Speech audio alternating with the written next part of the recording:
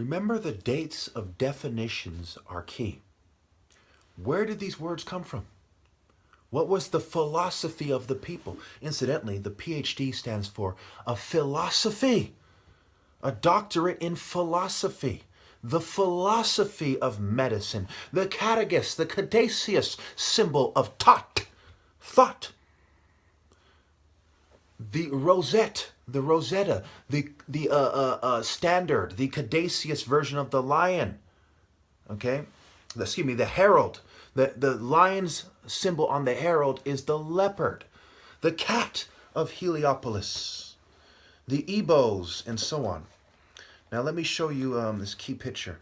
It's interesting. I'm not quite together this video. You'll have to forgive me. But there are key pictures that I've shown you before. Here's a picture of the leopard. Okay, again, the Igbo peoples and the Europeans. Here's a leopard on top of a shell.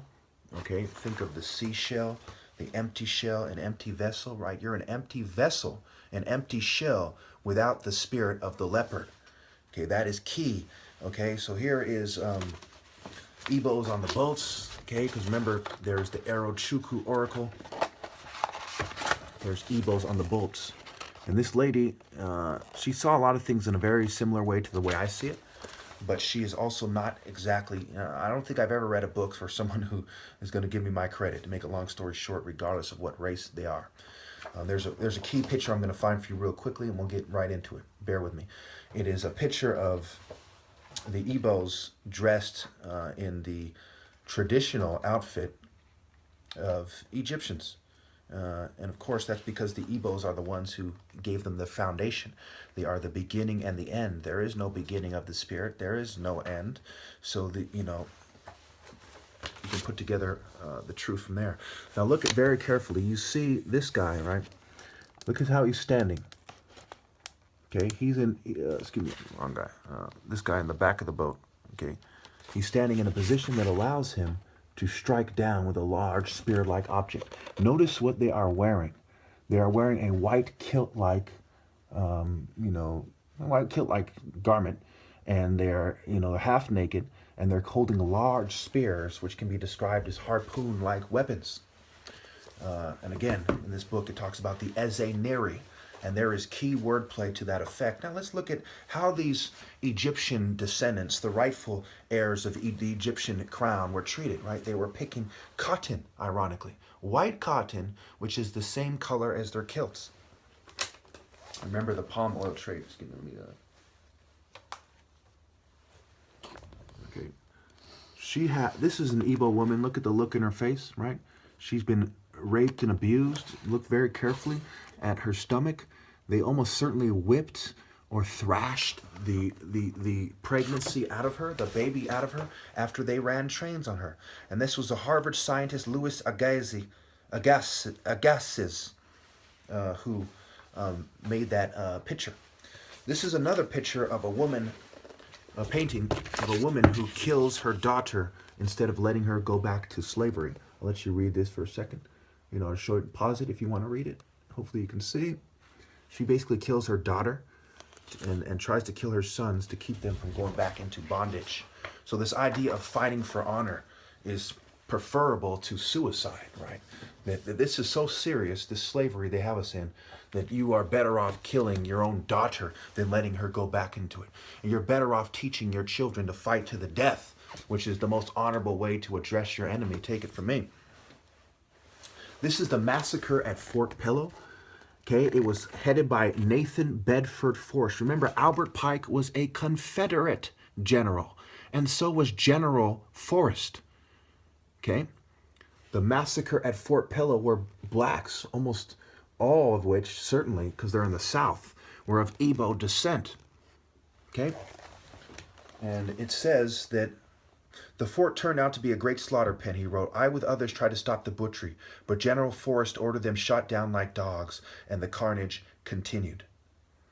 Okay, so the date is important. We'll get into that in a second. Let me just show you the last. Okay, I think that's the last reference.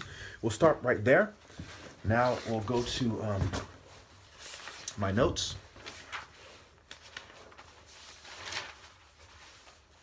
And if you think that this is a very serious issue, then perhaps you're starting to wake up. If you think that I'm right, then you might have a chance of going to heaven. If you don't, you are doomed already, and almost certainly your children are too, because you will use that inculcate. You will inculcate them. You will inundate them with poison and not the watcher from the heavens. Okay, so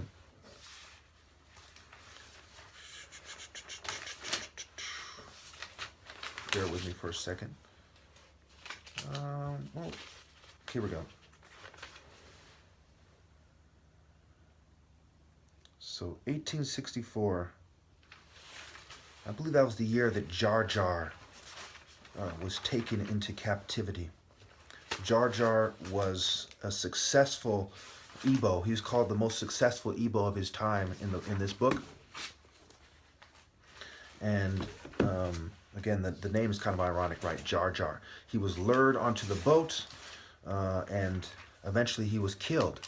And so you have, I believe, Campbell was in charge of at the time, and he was replaced by, I believe, a guy named Moore, who was an Irishman, who would then kill himself after a few years after his retirement because of the horrors he must have witnessed extorting the children of God, so to speak. Okay, and we'll get into that, why the Igbos are the children of God, in a moment. No, screw it. We're gonna have to get into that later. You know, I have so much to cover. No one's helping me out. Everyone's acting like a bitch. You know, the help I get is very minimal, and it comes in a strange form. You know, and you know, if you want to call it that. So let's just start off with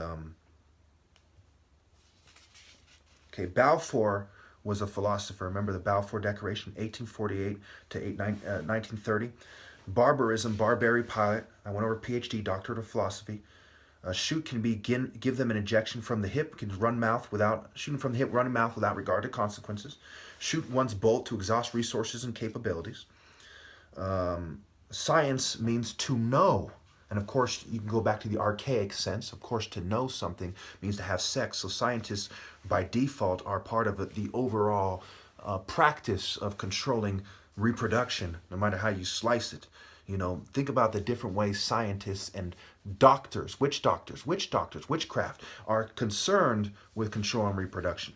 Okay, if you can't connect that, you're a fucking idiot. I have to move on. Pharmacology, drugs, including materia medica, right? Materia medica, toxicology, and therapeutics, right? Intoxicate somebody, you know, roofies, mickeys, drugs that make you more suggestible, coerced rape.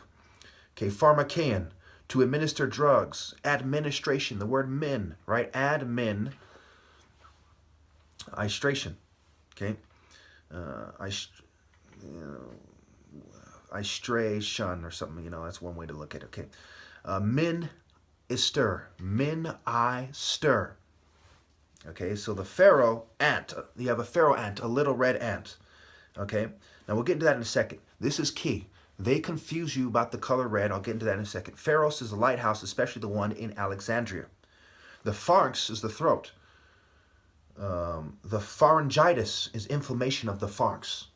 And I believe that I'm suffering from a degree of that. Ironically, it's close to the word pharaoh in the Bible. Now let's just get into this is probably the most important part. I almost want to make this another video so I can put this at the beginning. You need to really watch my videos through. There's key stuff you don't want to miss.